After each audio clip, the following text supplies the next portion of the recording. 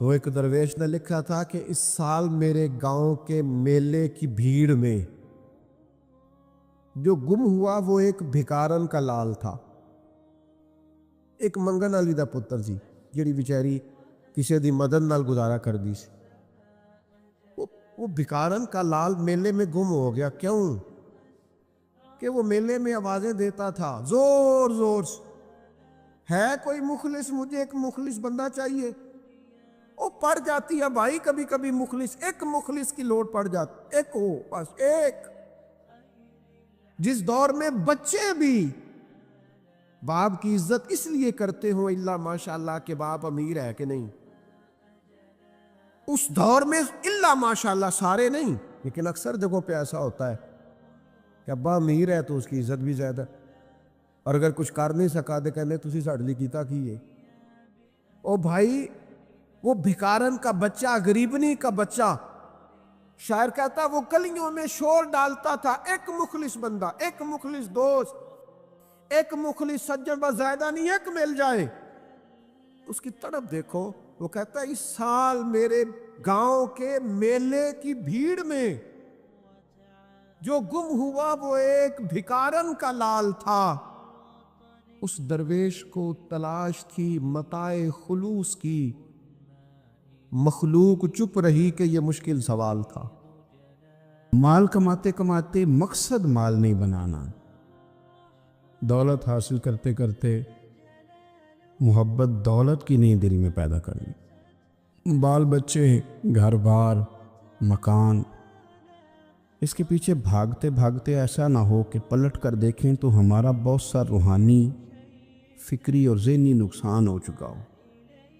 بہت سارے لوگ ہم میں سے ایسے ہیں جو الحمدللہ مقصود نہیں دولت کو بناتے، جن کا مقصود رزق حلال ضرور ہے لیکن وہ اس کو اپنے ذہن پہ سوار نہیں کرتے، صرف دولت کی ہو کے زندہ نہیں ہے، وہ اللہ کے بندے بن کے زندہ ہیں، رسول اللہ صلی اللہ علیہ وسلم کے غلام بن کے فخر محسوس کرتے۔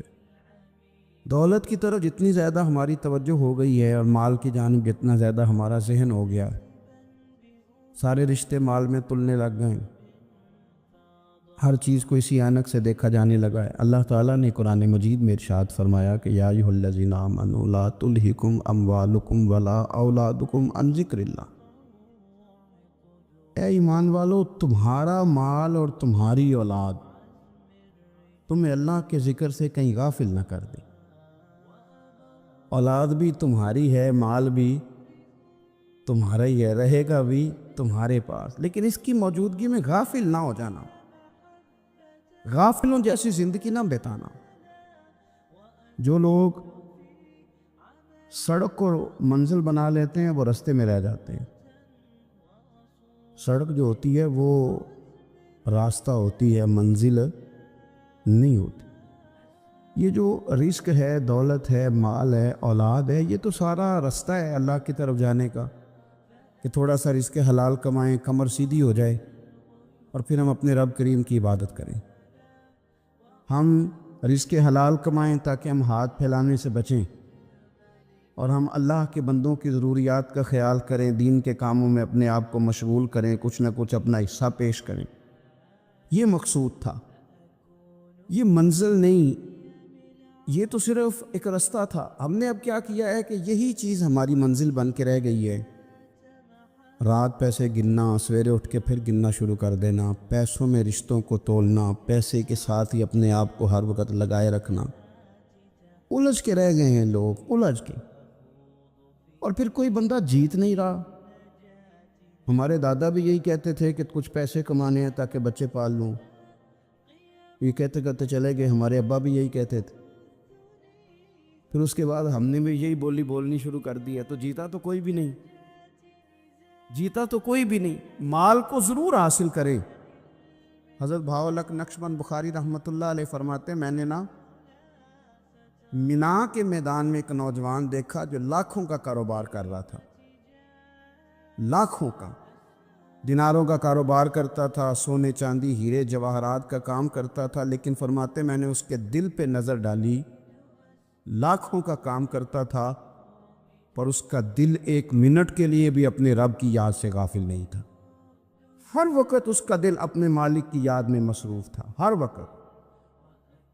ارشاد فرماتے ہیں کہ میرا شروع میں اس کے بارے میں گمان یہ تھا کہ دیکھو یہ شخص کیا کر رہا ہے، پیسہ کما رہا ہے، دولت کے چکر میں پڑا ہوا ہے۔ فرماتے ہیں کہ پھر میں نے ایک اور منظر دیکھا، ایک اور رنگ میں نے دیکھا کہ وہ کما رہا تھا، اور پھر اختتام حج پہ میں نے دیکھا کہ جو کمایا تھا سارا اللہ کے بندوں پہ خرچ کر رہا تھا۔ آپ اور میں، ہم نے دیکھنا صرف یہ ہے کہ کہیں ایسا تو نہیں ہے کہ دولت میں الجھ گئے۔ بہت سارے لوگوں نے یہ کہا تھا، ہم سنتے تھے جب کوئی آدمی جانے لگتا تھا نا پردیش پیسہ کمانے کے لیے، تو وہ کہا کرتا تھا کہ میں ملک سے باہر جا رہا ہوں، 2 4 5 سال لگا کے آؤں گا، واپس آ کے پھر یہاں میں نے کوئی کام کرنا ہے، تھوڑے سے پیسے کماؤں تاکہ یہاں نہ پھر میرا سلسلہ کوئی بن جائے۔ وہ 3 سال لگانے گئے تھے، پر 30 گزر گئے ہیں، لوٹ کے واپس کوئی نہیں آئے۔ وہ 4 سال کا کہہ کے گئے تھے، پر سال 40 ہو گئے، لوٹے نہیں۔ کیوں نہیں لوٹے؟ اس لیے کہ پہلے مفاد چھوٹا تھا، خیال یہ تھا کہ تھوڑے سے پیسے آ جائیں گے، بچوں کا خرچہ چلنے لگ جائے، فیسیں پوری ہونے لگ جائیں، اور مجھے کسی سے مانگنا نہ پڑے، تو بس پھر میں کامیاب ہوں۔ یہ طے کیا تھا۔ اس کے فوراً بعد پھر جب باہر گئے تو خیال آیا کہ نہیں، صرف پنکھے کا نہیں، اے سی کا بل بھی دینا پڑے گا۔ پھر تھوڑا اور آگے بڑھے تو خیال آیا کہ چھوٹی گاڑی پہ گزارا نہیں ہوتا، بڑی گاڑی نہ لے لیں۔ پھر خیال آیا کہ بڑی گاڑی لی ہے تو یہ تو اندر کھڑی نہیں ہوتی، سامنے والا پلاٹ مل جائے تو ذرا گراج اچھا بن جائے گا۔ پھر الجھ گئے دوستو۔ پھر نہ مالک حقیقی کی جانب وہ نظر جو ہماری ہونی چاہیے تھی نہ رہی۔ ذوق سے نماز پڑھتے تھے، پھر ہماری نمازیں مختصر ہو گئی۔ ہم سویرے اٹھ کے ذوق سے قرآن پاک پڑھتے تھے، پھر وہ وقت بھی ہمارا دفتر کی تیاری میں لگ گیا۔ رات درود شریف پڑھتے تھے، لیکن وہ بھی سارا ہمارا حساب کتاب میں وقت گزر گیا۔ ہم نے یہ سمجھا ہی نہیں کہ دولت کارخانہ نہیں دیتا، دولت سیٹ صاحب نہیں دیتے، دولت آپ کو آپ کی فیکٹری نہیں دیتی، دینے والے تو رب کریم کی ذات ہے۔ تو جہاں سے آنا تھا وہاں توجہ دینی چاہیے تھی کہ جہاں صرف ایک سبب تھا، ذریعہ تھا۔ حضرت اویس کرنی رضی اللہ تعالیٰ عنہ، ہمارے صوفیاء میں ایک لفظ بولا جاتا ہے فقر بوذر، یعنی کچھ لوگ ایسے ہیں جو سیدنا ابو ذر غفاری رضی اللہ تعالیٰ عنہ کے طریقے پہ چلتے ہیں۔ ایک لفظ بولا جاتا ہے فقر بوذر، کچھ لوگ فقر بوذر کے قائل تھے، اسی مزاج کے قائل تھے حضرت سیدنا اویس کرنی رضی اللہ تعالیٰ۔ ان کے ذہن میں ایک بات بیٹھ گئی تھی کہ یار دینے والا اللہ ہے، دینے والا عزت بھی اللہ دے گا، رزق بھی اللہ دے گا۔ بلکہ امام غزالی رحمۃ اللہ علیہ نے تو حدیث لکھی ہے، آپ فرماتے ہیں کہ نبی پاک صلی اللہ علیہ وسلم نے فرمایا جس نے بندوں سے عزت تلاش کی رب اسے رسوا کر دے گا۔ جو سیاست کر کے عزت حاصل کرنا چاہتا ہے، جو اس طرح کا ماحول بناتا ہے کہ میں کوئی ایسے کام کروں کہ لوگ میری واہ واہ کریں، لوگوں سے عزت کا حصول کرنے والے کو رسوا کر دیا جاتا ہے۔ عزت در اصل وہی ہے جو رب کریم عطا فرماتا ہے۔ میرے عزیز دوستو، آپ اپنی توجہ، دل کی توجہ، روح کی توجہ اپنے مالک کی جانب جب کر لیتے ہیں، غفلت کا پردہ اتار دیتے اور ہر وقت غلبہ رکھنا پیسوں کا، ہر وقت اسی میں سوچنا، اسی میں محو ہو جانا، پھر آپ کا ذہنی نقصان ہوتا ہے۔ پھر آپ کی روح جو ہوتی ہے وہ بے چین رہنے لگتی ہے۔ پھر ایسے بھی غریب دیکھے جن کے پاس پیسے ہیں، پیسوں کے علاوہ کوئی شے بھی نہیں۔ پھر ایسے بھی تنگ دست دیکھے کہ جن کے پاس جائیدادیں بڑی ہیں پر ان کے پاس رات کو سکون سے سونے کے لیے وقت کوئی نہیں۔ عزیز بھائی، حضرت اویس کرنی رضی اللہ تعالیٰ عنہ کی ملاقات ہو گئی حضرت حرم بن حیان کے ساتھ، یہ بھی تابعی ہیں۔ تو حضرت حرم بن حیان رحمۃ اللہ علیہ کہتے ہیں، یہ نا ہم تو خیر بڑی ساری باتیں سنتے ہیں تو نصیحت نہیں نہ حاصل کرتے، ویسے بھی یہ دور تقریریں کرنے، تقریریں سننے کا ہے۔ جو عمل کرنے والے لوگ تھے ان کا کیا طریقہ تھا کہ وہ 1-2 جملے کافی تھا، علم و بس کریں و یار، وہ ایک کوئی حرف تے نہیں درکار، جملہ ایک بھی تیرے لیے کافی ہے، لیکن شرط یہ ہے کہ تو عمل کا ارادہ رکھتا ہو، تیرا خیال ہو کہ عمل کرنا۔ وہ لوگ نا مختصر سی باتیں کرتے، مختصر سی نصیحتیں کرتے، لیکن وہ عکس جلدی کرتے، اس میں سے اپنے لیے خیر جلدی تلاش کرتے۔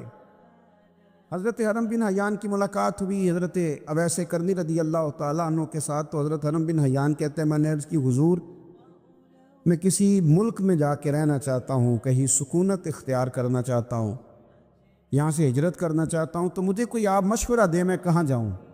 تو فرماتے ہیں کہ میں نے جب یہ سوال کیا تو حضرت اویس کرنی نے مجھے اشارہ دیا، فرمانے لگے ملک شام چلا جا۔ کہتے میں نے اگلا سوال کیا حضور وہاں جا کے کاروبار کیا کروں گا، رہوں گا کیسے، کھاؤں گا کہاں سے؟ تو فرماتے ہیں حضرت اویس کرنی نے رومال اٹھایا، کندھے پہ رکھا اور چلنے لگے۔ میں نے کہا حضور آپ نے سوال کا جواب ہی نہیں دیا۔ تو فرمانے لگے جس دل کو ابھی تک یہی یقین نہیں آیا کہ روزی کون دیتا ہے، اسے میں نصیحت کیا کروں؟ میں تجھے نصیحت کروں جیسے آج تک یہی نہیں پتا کہ روزی کون دیتا ہے؟ تو ابھی تک اپنے دل کو پکا ہی نہیں کر پایا کہ روزی رب دیتا ہے؟ او خدا کے بندے کیا نصیحت کروں تجھے؟ تو ابھی تک یہاں اڑا ہوا ہے۔ تیرا جو توکل ہے وہ مضبوط ہونا چاہیے، تیرا بھروسہ اپنے رب کی ذات۔ تو غافل ہو گیا اللہ سے، تو نے اسباب پر بھروسہ سارا کرنا شروع کر دیا۔ اسباب اختیار کیے جاتے ہیں، بھروسہ رب کریم پہ کیا جاتا ہے۔ ہماری جو غفلت ہے نا وہ بھلا کیوں ہوئی ہے؟ وہ اس لیے ہوئی ہے کہ پیسے کسی کو بھی برے نہیں لگتے، پتہ نہیں ان میں کیا کشش ہے۔ یہ نہ آپ کسی جگہ بھی ان کا نام لے لیتے ہیں، یہ کسی جگہ بھی آ جاتے ہیں تو یہ برے لگتے ہی نہیں۔ یہ جناب بڑی بڑی فقیری کا دعویٰ کرنے والے اور لوگوں کو طریقت اور تصوف کا درس دینے والے ان کو بھی اچھے لگتے ہیں۔ یہ تو جناب جو لوگوں کو کہہ رہے ہیں فقیر ہو جاؤ فقیر ہو جاؤ، وہ خود امیر ہوتے جا رہے ہیں۔ یہ پتہ نہیں ان میں کیا ہے ایسا خاص۔ ہمارے ایک استاد تھے تو مزاج میں بڑی ظرافت تھی، حالانکہ بڑے اللہ والے بندے تھے، تو بات بڑی وہ دل لگی کی کیا کرتے تھے۔ تو ایک دن ہم نے پوچھا استاد جی خوشبو کون سی اچھی لگتی ہے؟ کہنے لگے بیٹا جو پیسوں میں سے آتی ہے وہ مجھے بڑی اچھی لگتی، اس لیے کہ ملتے کم ہیں۔ ہمارا نا جب اس طرح کا ذوق بن جاتا ہے نا، آپ مزاج بنا لیتے ہیں پیسوں کا۔ لوگ سمجھتے ہیں کہ غریبی کا ڈر شاید زیادہ ڈر ہے، لیکن کبھی آپ دروازہ رسول پہ جائیں نا تو حضور نے تو کوئی اور ڈر بیان کیا ہے۔ حضرت ابو عبیدہ بن جراح رضی اللہ تعالیٰ عنہ بحرین سے نا مال لے کے آئے بہت سارا، حضور نے بھیجا، جزیہ لینے گئے، یہاں مال غنیمت کا کچھ مال تھا، آپ لے کے مسجد میں آئے تو لوگوں کو پتہ چل گیا کہ آج مال آیا ہے۔ اب سب کو حصہ ملتا تھا اس میں سے، بدریوں کو زیادہ ملتا تھا، باقی لوگوں کو بھی ملتا تھا۔ تو فجر کی نماز کے بعد لوگ گھروں کو جایا کرتے تھے، لیکن آج پتہ چلا نا مال آیا ہے، تو یہ سیاستہ میں حدیث موجود ہے، سب لوگ مسجد میں بیٹھے رہے۔ حضور علیہ السلام نے فرمایا تمہیں پتہ چل گیا مال آیا ہے؟ عرض کی حضور ہاں۔ فرمایا تمہیں بانٹنے لگے ہیں، دینے لگے ہیں۔ ہم نا غریبی سے ڈرتے ہیں، ہم اپنے بچوں کے لیے دعا کرتے ہیں ان پہ غربت نہ آئے، ہم اپنے بہن بھائیوں کے لیے دعا کرتے ہیں ان پہ غربت نہ آئے، کرنی چاہیے، لیکن ذرا اس حدیث کے مفہوم کو بھی دیکھیے گا۔ نبی پاک صلی اللہ تعالیٰ علیہ وآلہ وسلم نے فرمایا تمہیں دینے لگے ہیں، مال آ گیا ہے، لیکن میرے قریب نے اپنی امت کے لیے جس چیز کا ڈر محسوس کیا وہ کیا ہے؟ حضور کے دل میں کس چیز کا خدشہ تھا وہ کیا ہے بیان کیا؟ حضور فرمانے لگے لوگو مجھے تم پر غربت کا ڈر نہیں، یہ ڈر نہیں کہ تم غریب ہو جاؤ گے، بلکہ مجھے تو ڈر ہے کہ تم پر دولت پھیلا دی جائے گی، تم زیادہ مالدار ہو جاؤ گے۔ خوف غریبی کا نہیں، خوف تمہارے مال کا ہے۔ اور حضور فرماتے ہیں کہ پھر تم انہی باتوں میں مبتلا ہو جاؤ گے جن میں پرانی امتیں مبتلا ہوئی تھی، اور جب وہ اللہ کی نافرمانی میں مبتلا ہوئی تھی تو پھر وہ ہلاک کر دی گئی تھی۔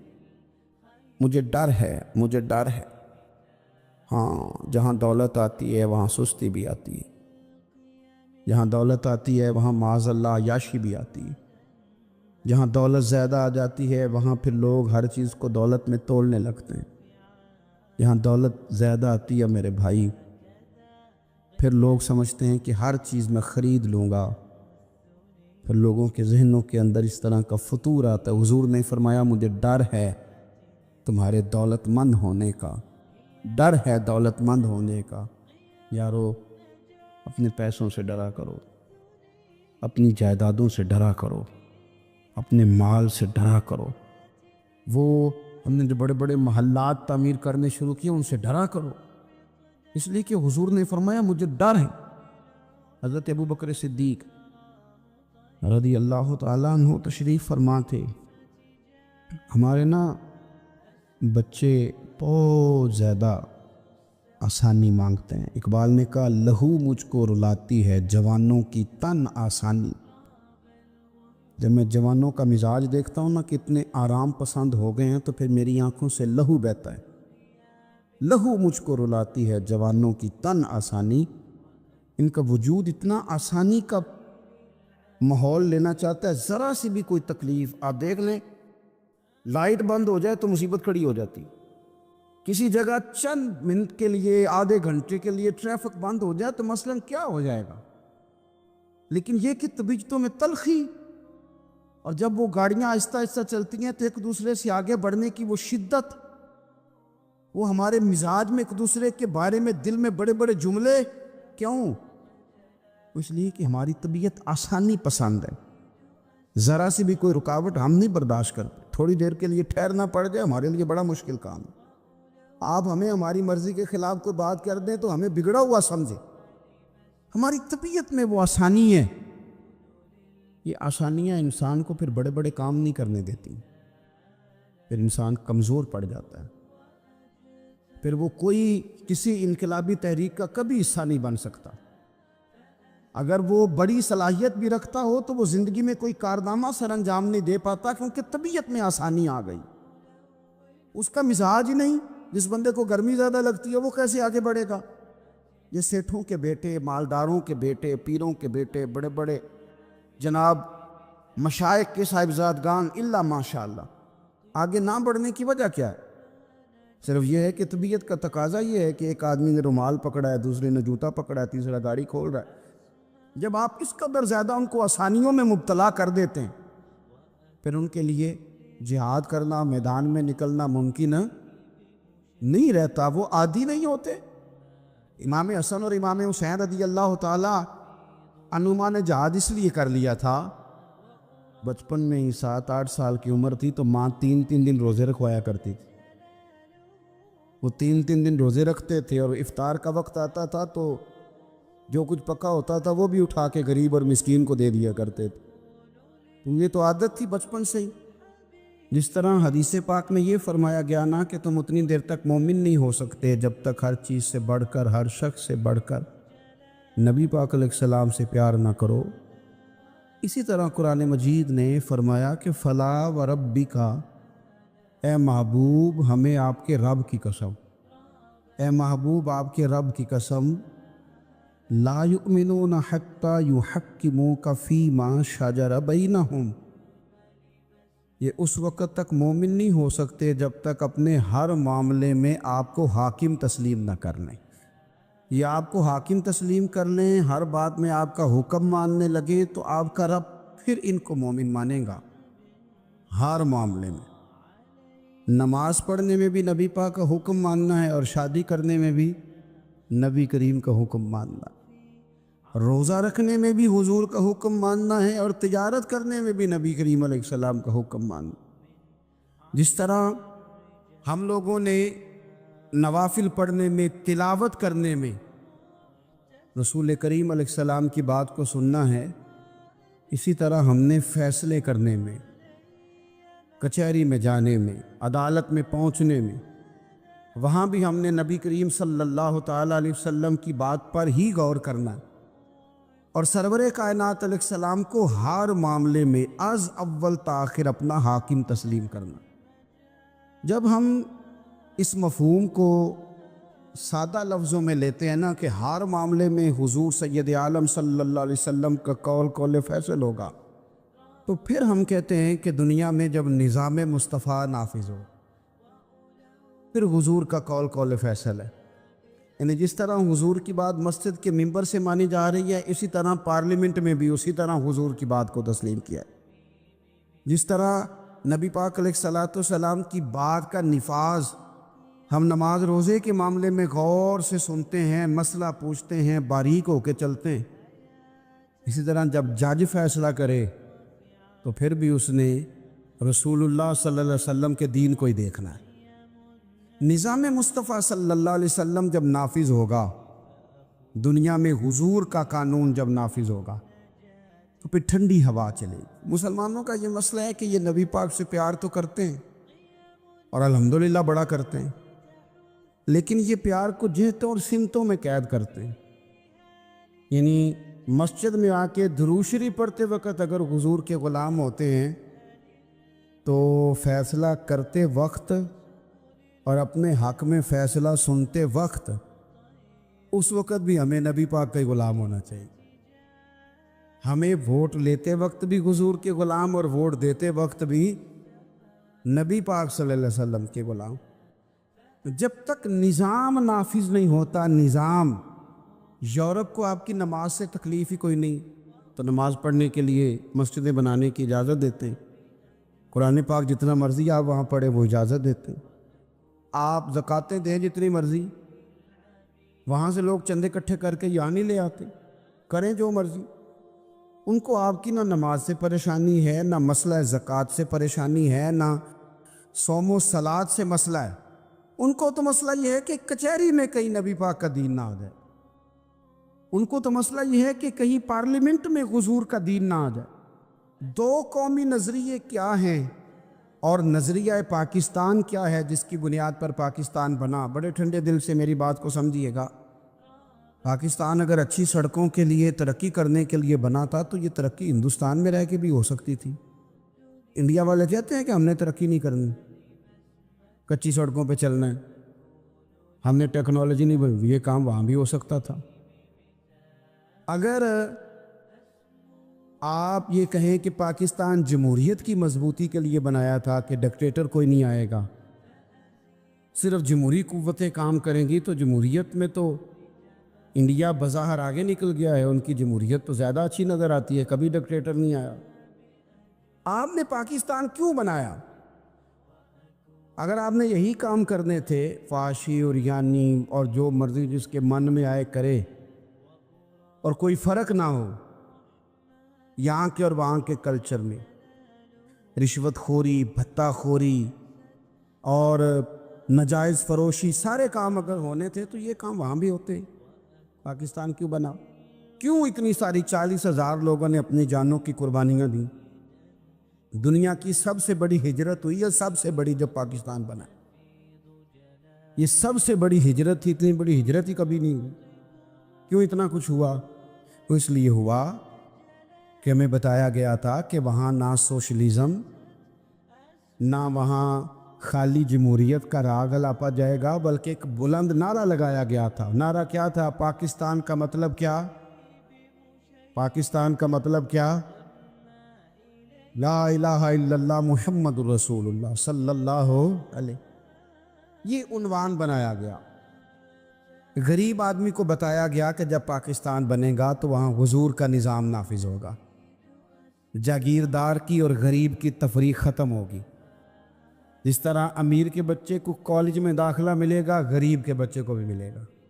وہاں بتایا گیا کہ لوگ وہاں ہر لحاظ سے اپنے آپ کو برابر سمجھیں گے۔ وہاں وہی بات ہوگی جو جناب صدیق اکبر کرتے تھے، وہاں وہی جملے دہرائے جائیں گے جو حضرت عمر فرماتے تھے، وہاں اسی طرح غریب پر سخاوت کی جائے گی، اسے دیا جائے گا جس طرح حضرت عثمان غنی کرتے تھے۔ وہاں اسی طرح فقر کا دور دورہ ہوگا، سادگی کا حسن ہوگا، اپنائیت کا نور ہوگا جو مولا علی شیر خدا نے عطا فرمایا تھا۔ اس سوچ کی بنیاد پر پاکستان بنایا گیا، اس سوچ کی بنیاد پر، اور اسی سوچ کو آگے لے کر کے جایا گیا۔ کوئی سیاسی پارٹی اب یہ بات نہیں کرتی۔ دو قومی نظریے کا معنی یہ تھا کہ ہندو الگ قوم ہے، مسلمان ایک الگ قوم ہے، ان کا رہنا سہنا، اٹھنا بیٹھنا، کھانا پینا الگ ہے۔ ہمارا اٹھنا بیٹھنا کھانا پینا سارے معاملات الگ ہیں، تہذیب و تمدن الگ ہے، لہذا ہمیں الگ سے خطہ چاہیے جہاں ہم اسلامی نظریات کے مطابق آزاد ہو کے اپنا وقت گزار سکیں۔ اس دو قومی نظریے کی بنیاد پر پہلے تو علامہ اقبال اس کے قائل نہیں تھے۔ علامہ اقبال کا پہلے خیال یہ تھا کہ سارے جہاں سے اچھا ہندوستان ہمارا، یہ اقبال نے لکھا تھا۔ پھر اقبال کہتے ہیں میری سوچ بدلی، اور پھر میں نے کہا کہ نہیں، خطوں کے زور پہ نہیں، آپ رنگ نسل کے زور پہ نہیں، بلکہ کہنے لگے کہ اپنی ملت پر قیاس اقوام مغرب سے نہ کر، خاص ہے ترکیب میں قوم رسول ہاشم۔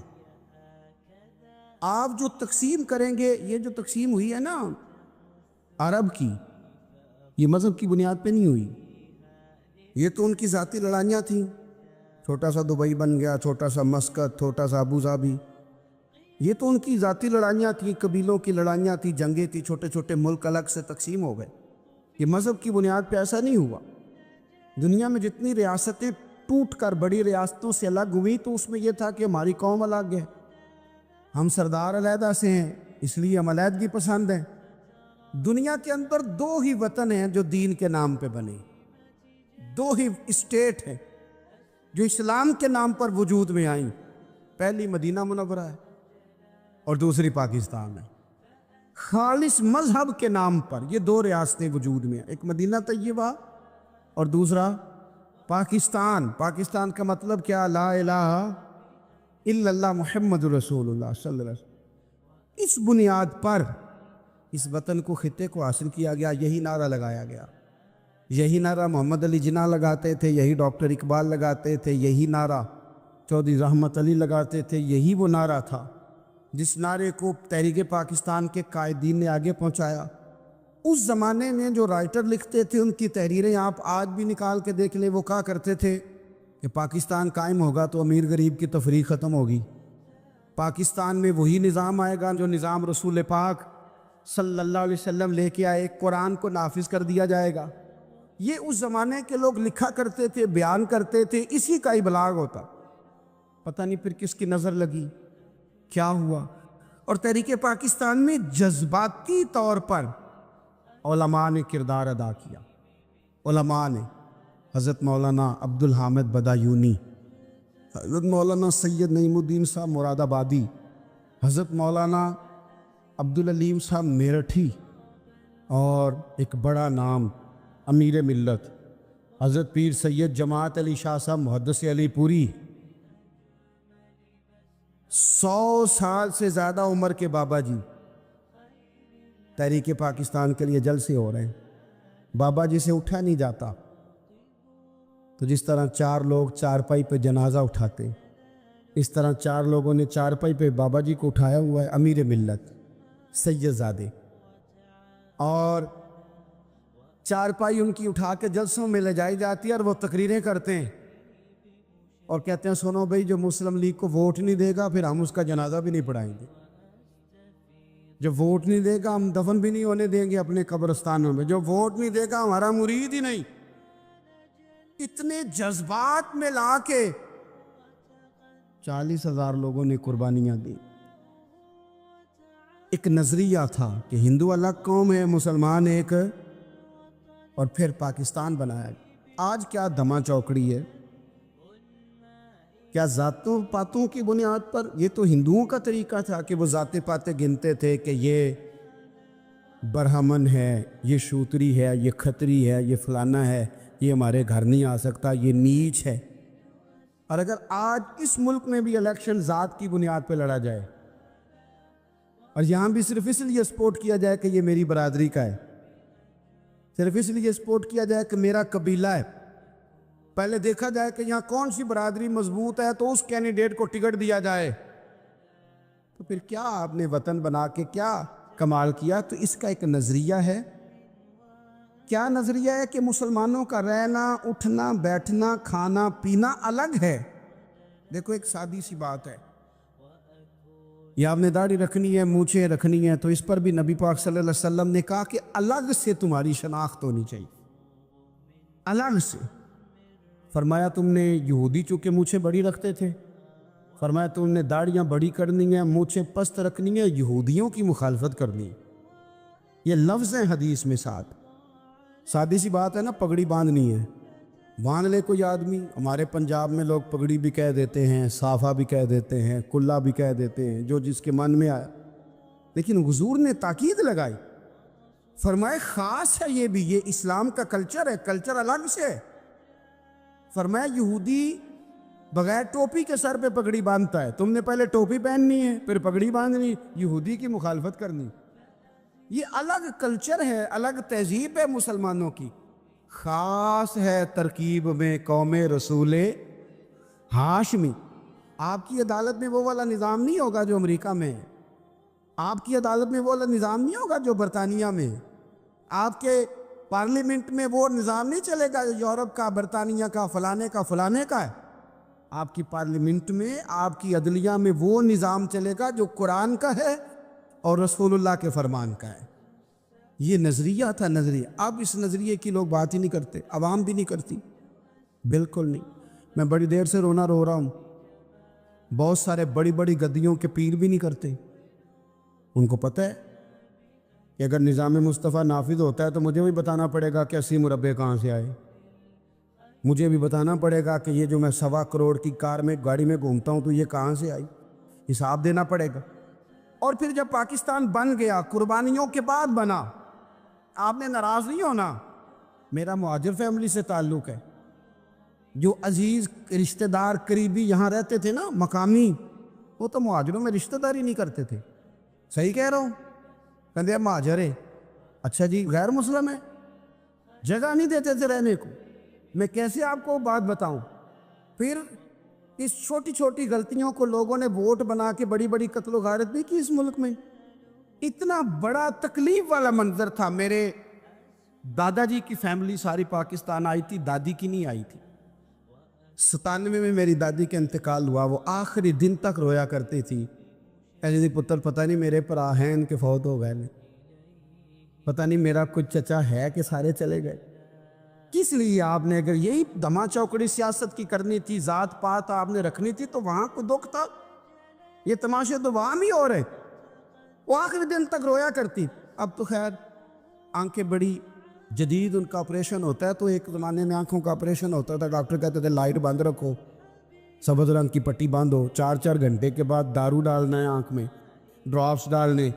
میں 4 گھنٹے کے بعد ان کی آنکھوں میں ڈراپس ڈالنے جاتا تھا، تو کبھی کبھی مجھے بٹھا لیتی تھی، تو کہتی تھی کہ پتہ نہیں کوئی بچا ہے کہ نہیں بچا، پتہ نہیں اب کوئی ہے کہ نہیں، پتہ نہیں کوئی ان میں سے ہوگا کہ نہیں۔